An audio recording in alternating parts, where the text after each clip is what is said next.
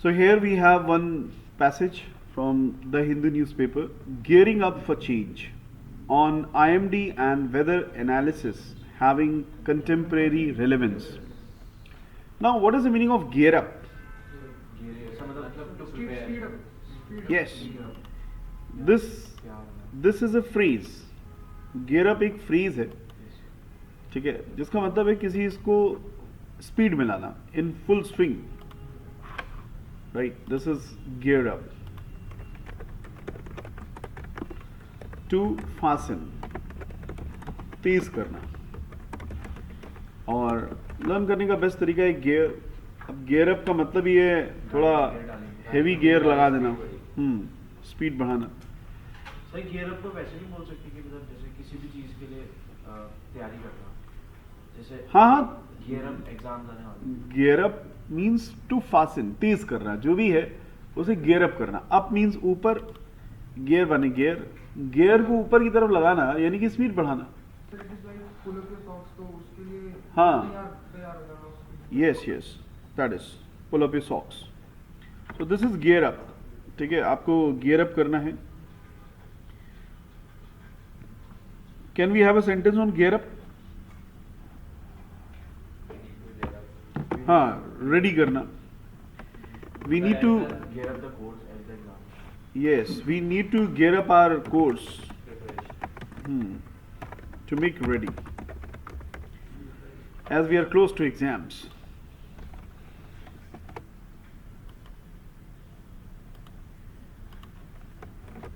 We need to gear up our course as we are close to exams, this way.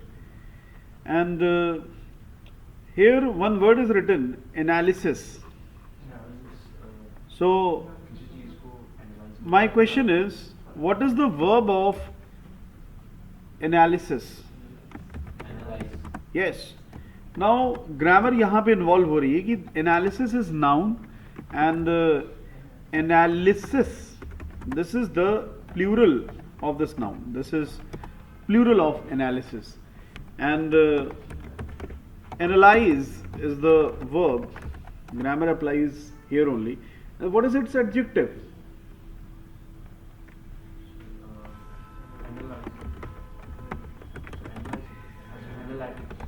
Analytical. And its adverb is? Now this is the essence of grammar. इसे कहते हैं grammar की essence, right? To ponder, विवेचना करना, किसी चीज के बारे में एनालाइज करना. और इसी का प्लूरल है एनालिटिक्स. जैसे आपने सुना होगा गूगल एनालिटिक्स. आप लोग अपनी एनालिटिक्स देख लेते हो ना इंस्टाग्राम अकाउंट में, क्या चल रहा है, performance, how many people have visited your profile, everything. Now आप में से कितने लोगों को ये नाउन, वर्ब, एडजेक्टिव, एडवर्ब में यूसेज अच्छे से आता है? एंड आप श्योर हैं कि I know it is an adjective, I know it is an adverb. अगर नहीं आता है तो सीखें. कैसे सीखें? इसका बेस्ट तरीका है प्रैक्टिकल सेंटेंस लें. जैसे एनालिसिस नाउन है, use it in your sentence.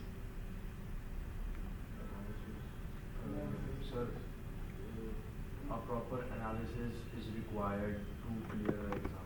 Exactly. Proper analysis of PYQs is required to clear the exam. Yeah.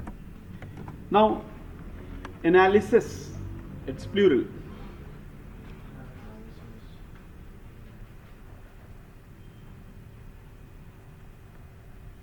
There are multiple analysis. There are multiple analysis of this case. There are multiple analysis of this case. Now analyze. I have analyzed. No, not you, others. I know you have answered. use analyze in your sentence. In fact, So you should analyze the question paper for answers. yes, we should analyze the question paper for answers. Yes. Okay, next. Analytical.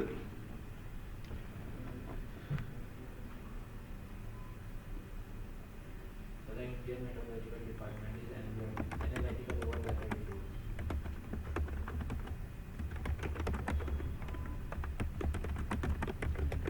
Quite analytical in its reports. Yeah. Okay, now analytically.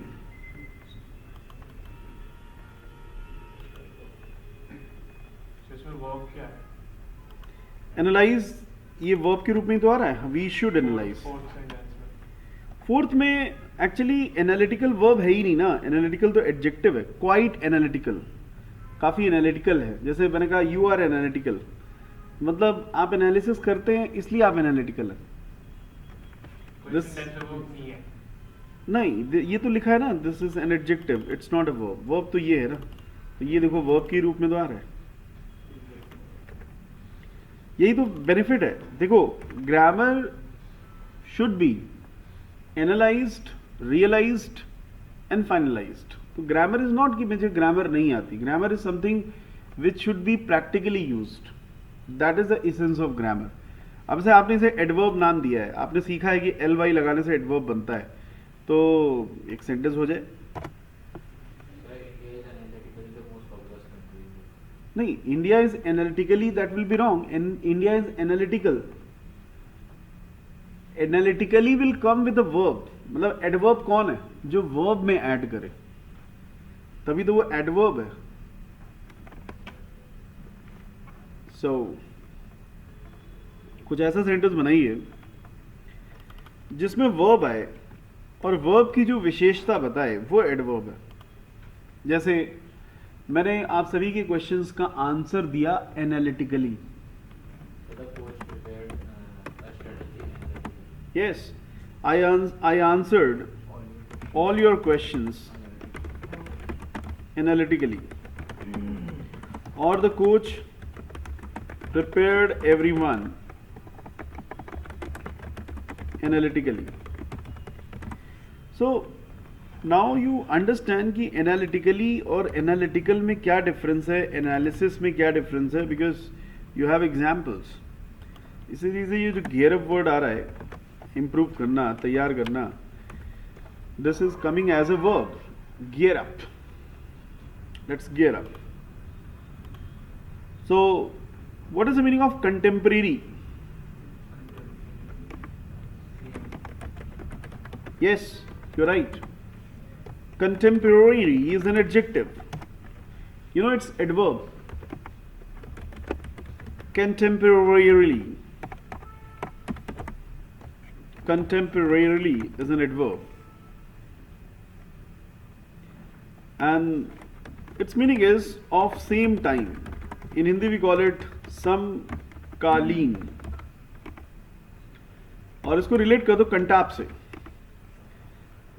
जो समकालीन दोस्त होते हैं एक दूसरे कंटा वंटा मारते रहते हैं, दे नेवर माइंड. क्यों? Of same time. Of same time मतलब जैसे आपने 10th और आपके दोस्त ने 10th एक ही साल में पास किया, सो यू नेवर माइंड अगर आप उसके कंटाप मार दें. समकालीन जिसे कहते हैं हम उम्र. इसे दूसरे शब्दों में हम कहते हैं हम उम्र. Alright, contemporary. Contemporarily. Now relevant, relevance, relevancy, relevantly, इनमें क्या डिफरेंस है?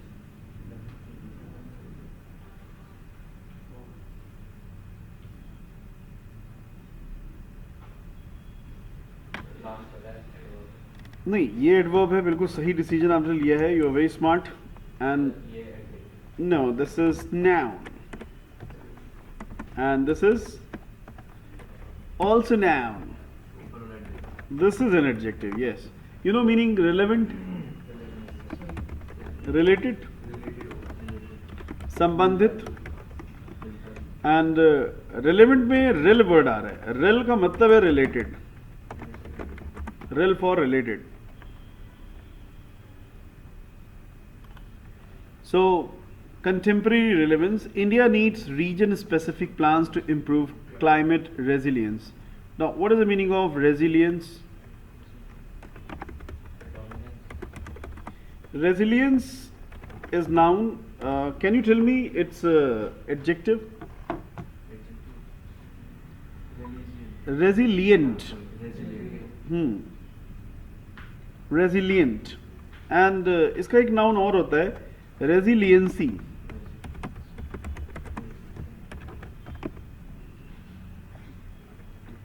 It's one more noun, and this is resilient. Let's say verb will be resiliently. So आज आपकी ग्रामर के चक्षु खुल गए होंगे. कैसा लग रहा है? ऐसा लग रहा है कि ग्रामर कितनी प्रैक्टिकल है. There is nothing to muck up. So you know meaning of resilience? That is flexible. This is lachila. So resilience में resi word आ रहा है, and resi से बना दो residence. आप अपने घर में residence में कैसे रहते हो? हेलो अंकल, कैसे हैं आप? मैं बहुत सीधा हूँ. और घर के बाहर हो कौन कौन अंकल कौन. ये तो हर जैसे कहते नहीं हर पर्सन हर व्यक्ति अपने घर पे बड़ा ही रेजिलिएंट होता है. रेजिडेंस में होता है ना, इसलिए. Alright, so let's proceed in detail. So gearing up for change on IMD and weather analysis having contemporary relevance, India needs region-specific plans to improve climate resilience. तो अच्छे से कौन पढ़ना चाहता है जिसको लगता है कि मैं बहुत लाउड वॉइस में पढ़ूंगा? Get up, read this. Earlier this week, the Indian Meteorological Department entered the 150th year of its existence. While at present it analyzes the entire spectrum of climate and weather from cyclones to fog, it was conceived in colonial times to probe the mysteries of the southwest monsoon. The needs were practical. The British administration, concerned about revenues, was intimately aware of the influence of the monsoon on harvests and thus extremely invested in determining whether past observations of wind, rain and sunshine could be used to predict future torrents and droughts. In the years since then, the IMD has collected gargantuan stores of meteorological data that underlie its forecasts of the monsoon. One such analysis of this data by researchers at the Council of Energy, Environment and Water examines monsoon trends at the subdivisional tehsil level from 1982 to 2022. This finds that monsoon rainfall is increasing in more than half or 55% of India's roughly 4,400 tehsils. About 11% of them saw decreasing rainfall. In those tehsils, about 68% experienced reduced rainfall in all 4 monsoon months, while 87% showed a decline during the June and July, crucial for the sowing of Kharif crop. Most of these tehsils are in the Indo-Gangetic plains, while contribute to more than half of India's agricultural production, northeastern India and the Indian Himalayan region.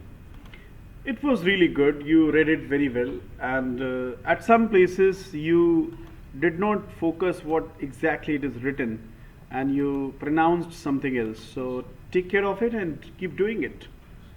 Okay, be seated. So let's find out its tough words. Everybody knows meaning of earlier. Earlier means pehle. This week, the India Meteorological Department entered the 150th year of its existence. अच्छा, existence word noun है. इसका verb क्या है? Exist. Exist. And existence noun है और इसका adjective क्या होगा? No, exist is a verb. That's clear. हाँ. And exists is also a verb, but that is the s form, है ना? And existing, yes, it is used as an adjective as well as ing form, both. And its noun is existence. And आपने ध्यान नहीं दिया, इसका एक adjective और होता है existent. Existent is an adjective, and existently is not a word, right? So this is how you can do analysis. And exist means occur, having significance. या जो एग्जिस्ट करता हो, एग्जिस्ट मतलब जो हो. Okay, so I think most of the words are known to you. While at present it analyzes the entire spectrum of climate and weather from cyclones to fog. Conceive का मतलब क्या है? नहीं, conceive का मतलब है किसी चीज को सोख लेना, कंसीव कर लेना. एंड माना गया, दैट इज परसीव.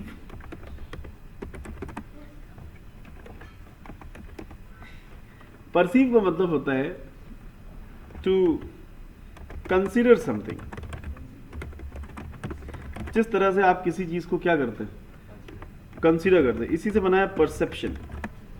और इसी से पीपीडीटी आपका टेस्ट होता है जिसका नाम है exactly picture perception and description test. And conceive word आपने पहले भी सुना होगा कहीं ना कहीं. क्या, कब सुना है? Okay. Anyone else? Conceive मतलब किसी चीज को आत्मसात कर लेना.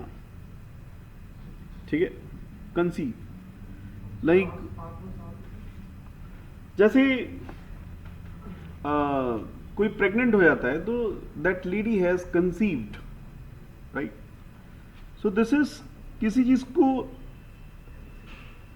कल्पना करना मन ही मन, या गर्भवती होना, टू बी प्रेग्नेंट.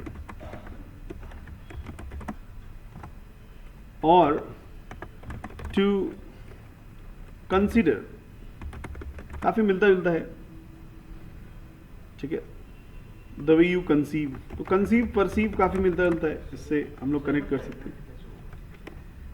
जब तक कंसीव नहीं करेंगे, कंसीव का मतलब है that sperm that lady has got, that is conceive, गर्भ धारण करना.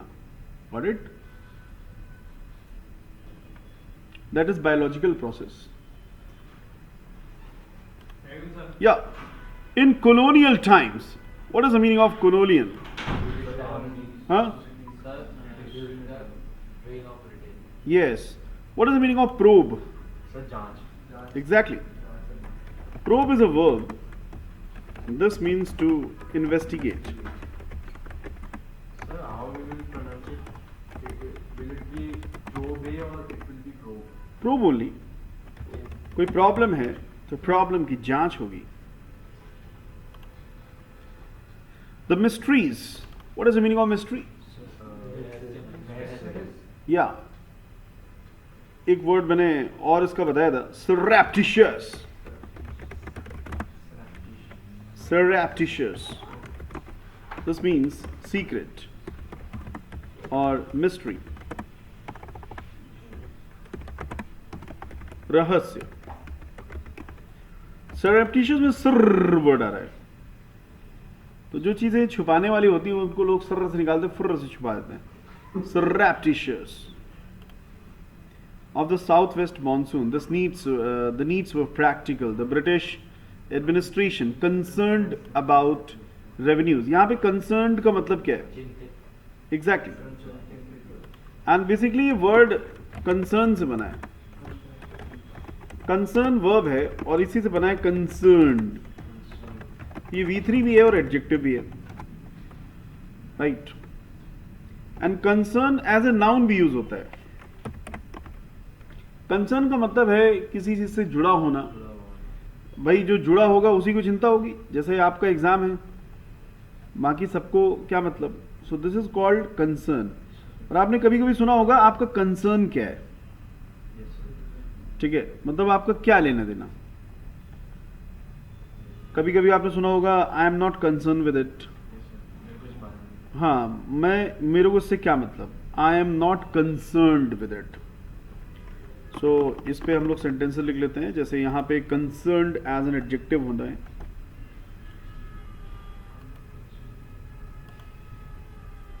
आई am not concerned with it. यहां पे एडजेक्टिव के तरीके यूज हो रहा है. और कंसर्न का मतलब है to take interest, to worry about something. किसी चीज के लिए वरी करना, that is called concern. Okay.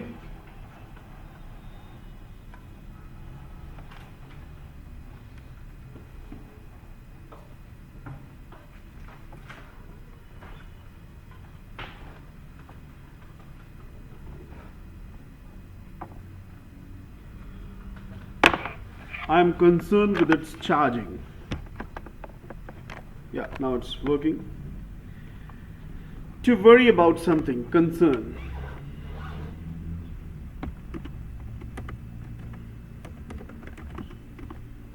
Okay. Now further we have, what is intimate? जैसे आपने सुना होगा दे हैड इंटीमेट रिलेशनशिप. घनिष्ठ, वेरी क्लोज. सो इंटीमेट के दो मीनिंग है. एक तो एज अ वर्ब यूज होता है और दूसरा intimate as an adjective use होता है. और इंटीमेटली होता है एडवर्ब. तो इंटीमेट एज ए वर्ब किसी को सूचना देना, इन्फॉर्म करना. जिसे आप इंग्लिश में कहते हैं to apprise.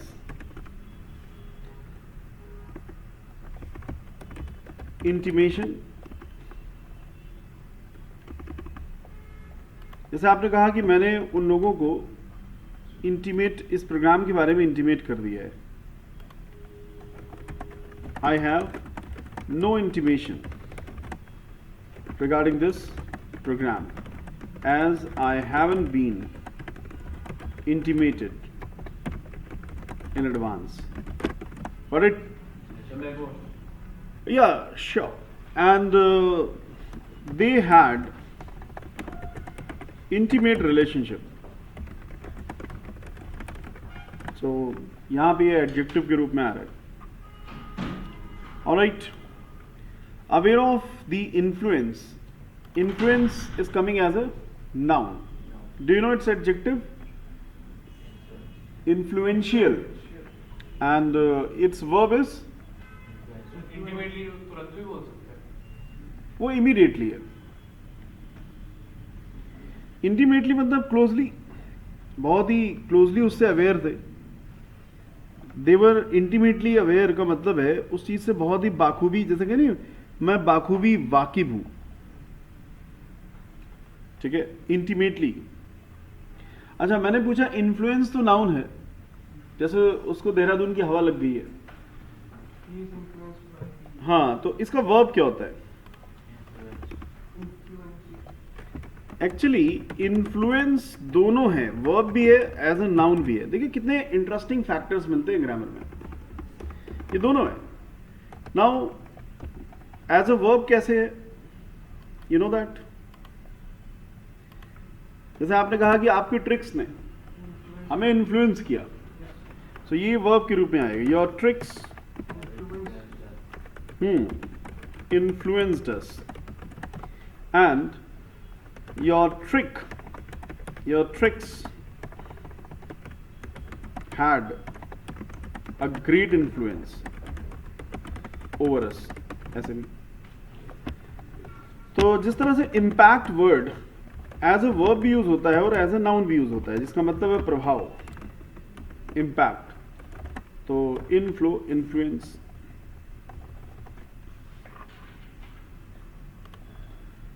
On the monsoon on harvest, and thus extremely invested in determining whether past observations of wind, rain, and sunshine could be used to predict.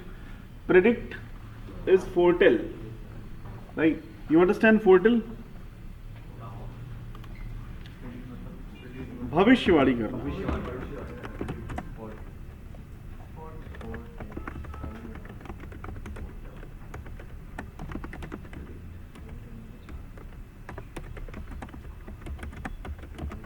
एक वर्ड है anticipate, you know that?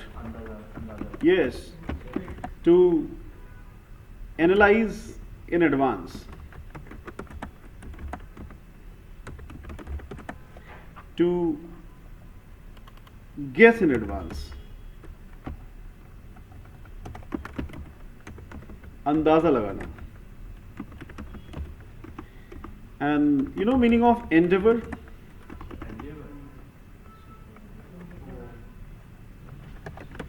And yesterday, one word became very common, that is turpitude. You know that? Yes, endeavor is efforts. And turpitude means immoral, immorality, नीचता, भ्रष्टता।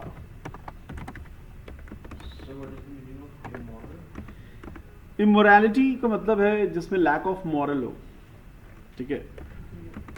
Model क्या होगा? तड़फाने का attitude, किसी को आप फालतू में तड़फा रहे हैं। सर इमोर्टल क्या होगा? इमोर्टल मीन्स जो अमर है, जो मरे ना। सर ये आपने बोला कि टर्पीट्यूड कल बहुत ही चर्चा में था। हाँ, it was in new education policy. अच्छा, वो बोर्ड्स दो बार होने वाला? No, not that, something else.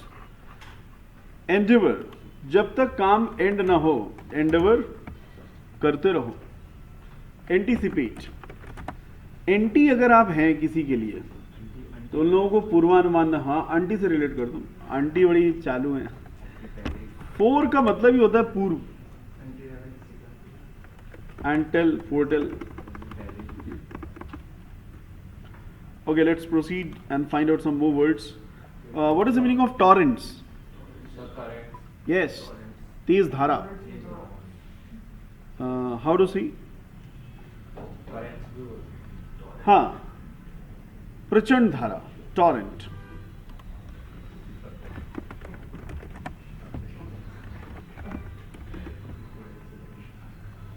प्रचंड, torrent. And there is a word torrential. You know that?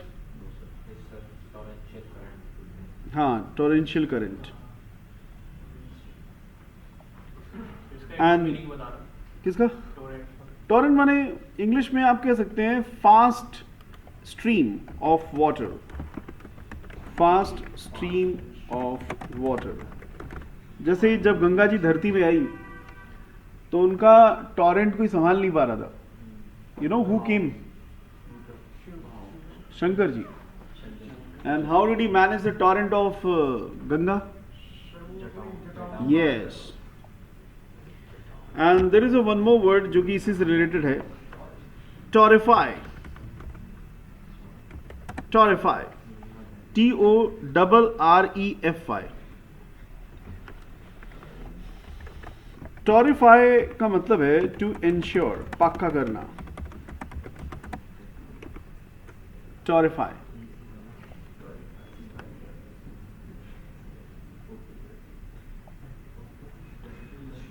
और इसीलिए टॉरेंशियल का मतलब है मूसलाधार, cats and dogs. Torrential adjective है, मतलब रेनिंग कैट्स एंड डॉग्स, मूसलाधार बारिश, प्रचंड।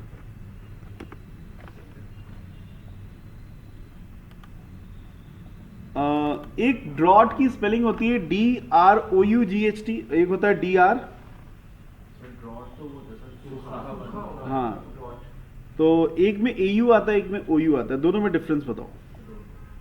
तो दूसरा वाला नहीं पता इसका इसका मीनिंग क्या है? इसका मतलब सूखा पड़ना। हाँ, ड्रॉट। एंड जिसमें AU आता है उसका मतलब होता है हवा का झोंका। लिख लो DRAUGHT। Drought is a verb also, and it's a noun also. Sir rainy cats and dogs तो इडियम हाँ, cats and dogs is an idiom. Means drought of wind, हवा का झोंका।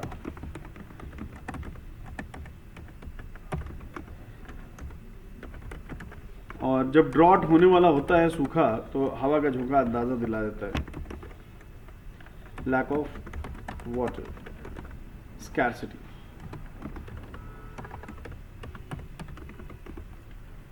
और इसको ड्रॉट से रिलेट कर दो।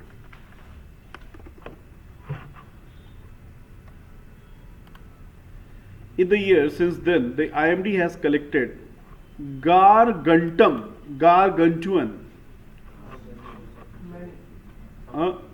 large quantity. Yes, in large quantity. Gargantuan.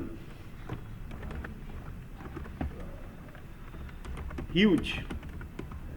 विशालकाय। जैसे जिसे कहते हैं gigantic. Gargantuan. Stores of meteorological data that underlie का मतलब, हाँ, उसके अंदर निहित है। It's forecast of the monsoon.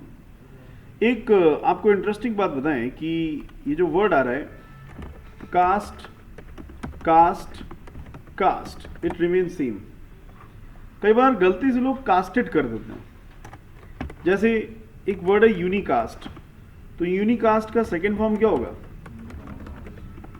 Unicast ही रहेगा। और थर्ड फॉर्म भी क्या होगा?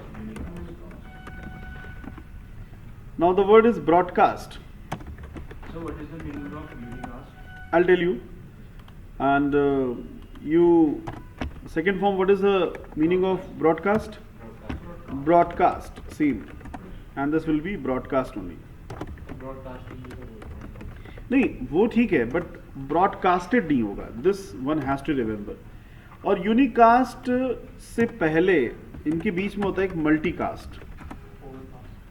हाँ, और किसी चीज़ को आगे बढ़ाना, दैट इज फोरकास्ट, मतलब पहले से ही उसके बारे में भविष्यवाणी कर देना। Podcast हाँ, पॉडकास्ट, पोड नहीं, पॉड। अरे actors cast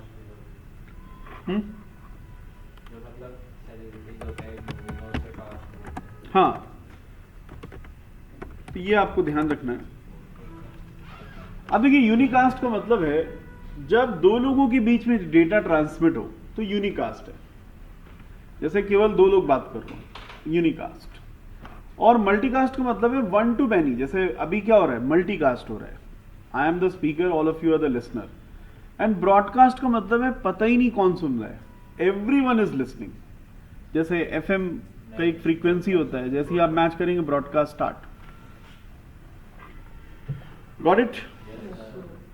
तो पॉडकास्ट मतलब केवल आपके पर्टिकुलर फोन पे हो। हाँ, पॉडकास्ट मतलब उसको ऑलरेडी रिकॉर्ड कर दिया, सुन लिया। फोरकास्ट मतलब भविष्य से रिलेटेड किसी चीज को कास्ट करना। पहले कास्ट कर देना। फोर का मतलब है पूर्व। One such analysis of this data by researchers of the council. अब मेरा एक क्वेश्चन है कि काउंसिल और काउंसिल में क्या अंतर है? काउंसिल मतलब संगठन और काउंसिल मतलब टीच करना। You are absolutely right. This means to convince, समझाना। और काउंसिल से ही बना है काउंसलर, सलाहकार। एंड काउंसिल नाउन है जिसका मतलब है सभा। जैसे आईसीसी के बारे में आपने सुना होगा, नेशनल काउंसिल। या क्रिकेट।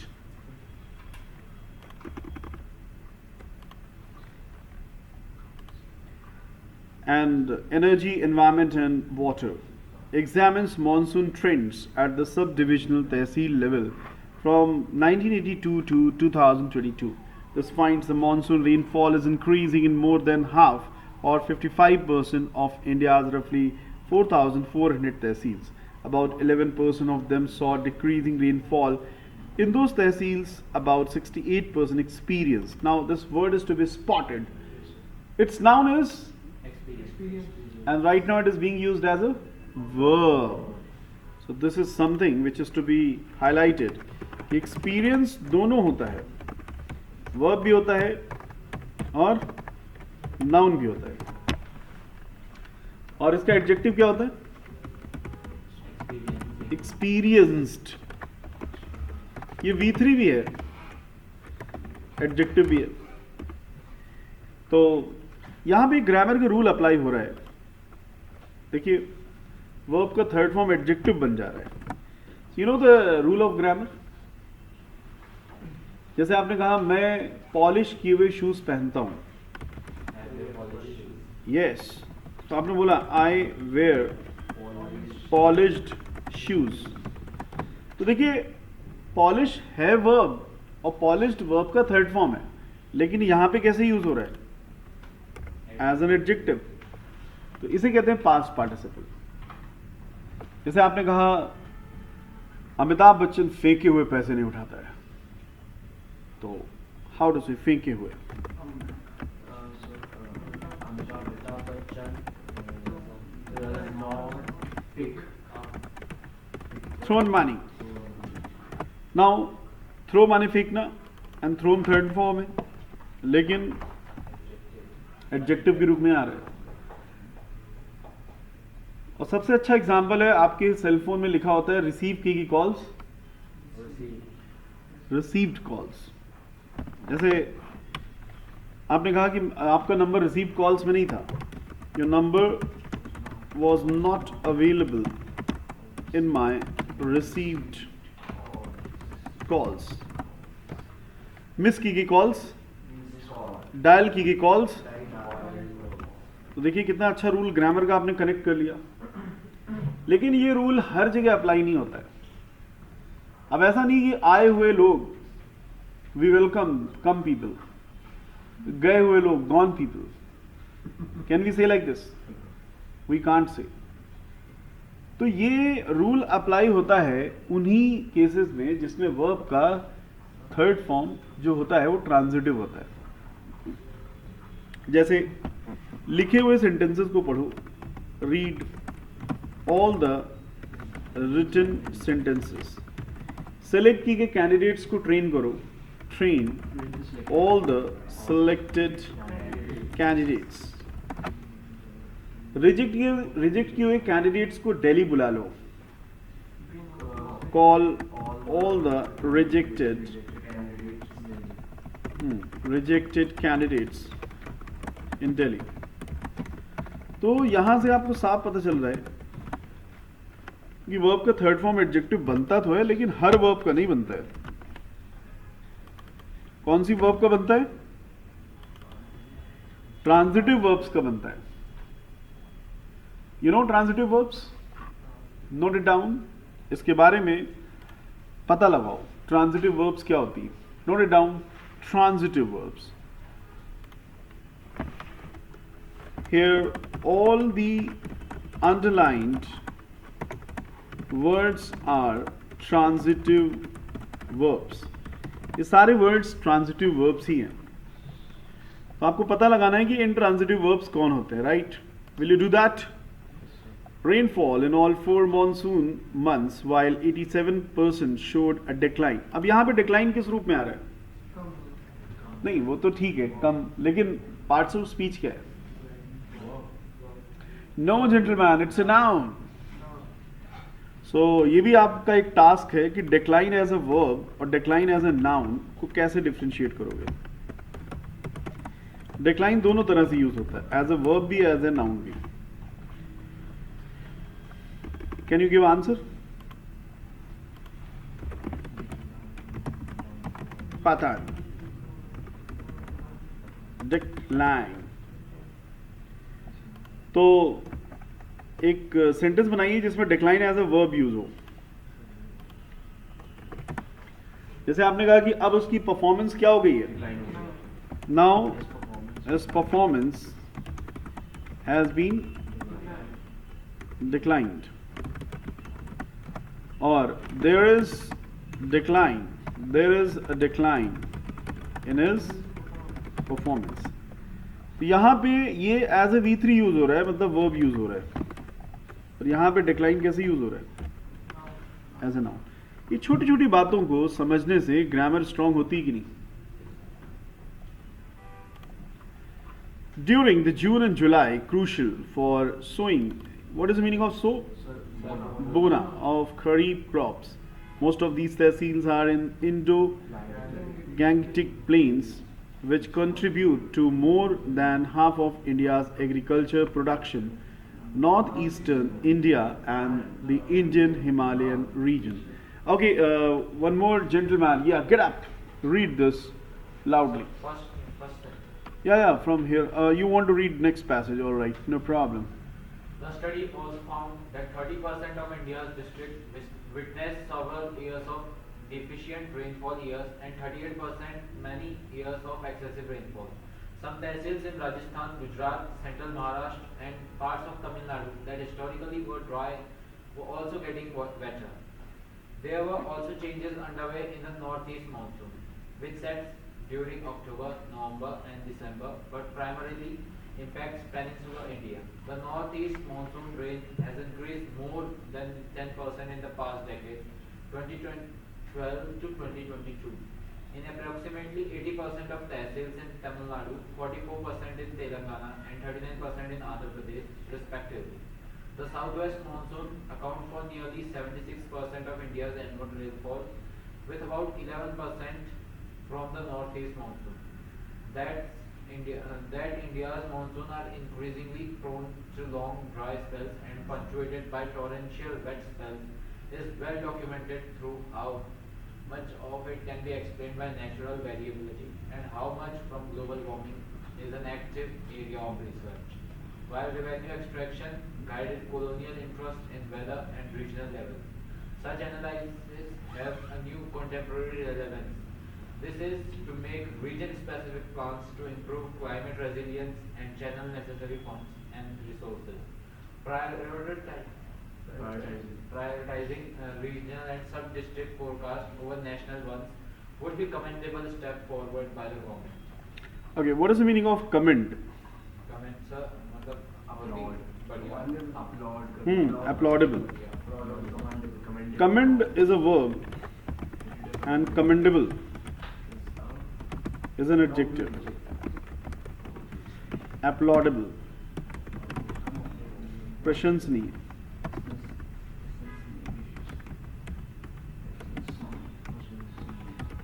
कमेंट से रिलेट कर सकते, कमेंडेबल. एंड और यहाँ पे कौन कौन से वर्ड्स आपको टफ लग रहे?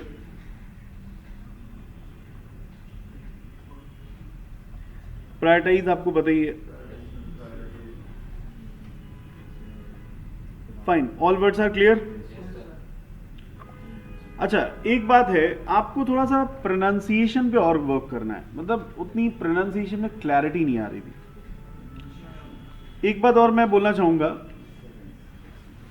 जब आप रीडिंग करें तो थोड़ा सा वॉइस टेम्पो मैच करें.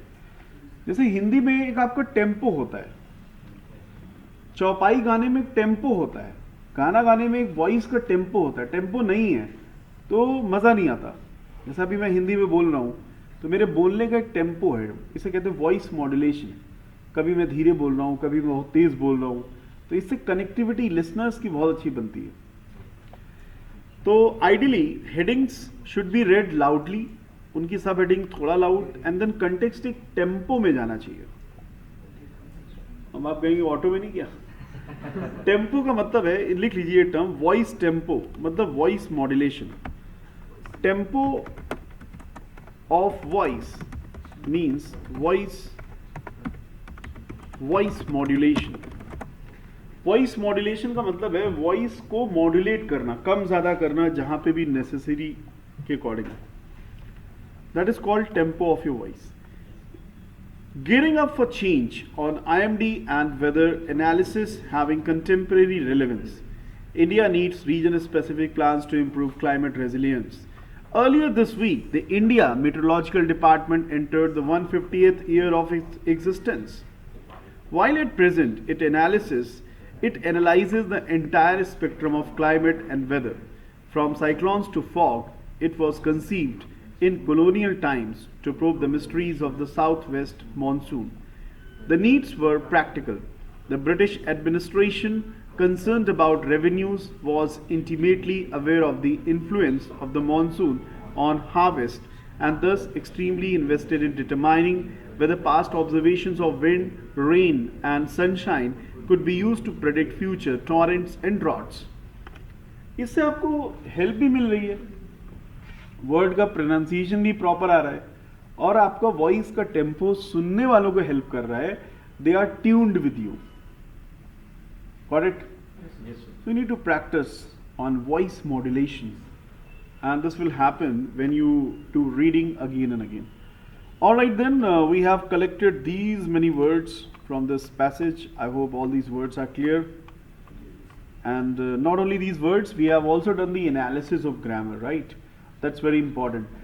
आज के सेशन से आपको ये बिल्कुल भी नहीं लग रहा होगा कि हम ग्रामर से अनअवेयर हैं. आपको लग रहा होगा हम ग्रामर से बहुत अच्छे से अवेयर हैं. कहाँ पे कौन नाउन है, वर्ब है, एडजेक्टिव है, एडवर्ब है, मुझे आता है. So that means I know grammar, right? Okay, then let's find out.